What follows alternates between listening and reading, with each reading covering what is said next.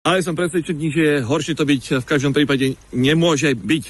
Tak držím novému pánovi ministrovi palce, aby všetky jeho odvážne vízie, ktoré si naplánoval, boli naplnené a aby sa mu podarilo presadzovať všetko to, čo si zaumieni, hoci aj tým hádzaním o zem, pre prospech všetkých tých, na ktorých máme vzťah k športu.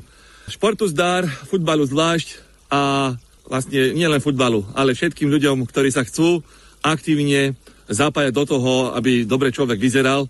A pán minister je toho živým príkladom, že je to človek telom a dušom športovec a je to vidno aj na prvý, aj na druhý, ale dokonca aj počuť na tretí pohľad. Všetko dobré. Slovensko, do toho.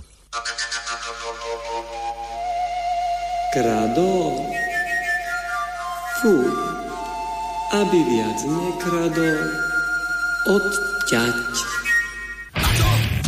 Na čo sú nám politici, na čo? Na čo sú nám politici, na čo? Na čo sú nám politici, na čo? Na čo sú nám politici, na čo? No, no, no, no, no, no. No, no, no, no, no, no. No, no, no, no, no, no. No, no, no, no, no, no. Na to!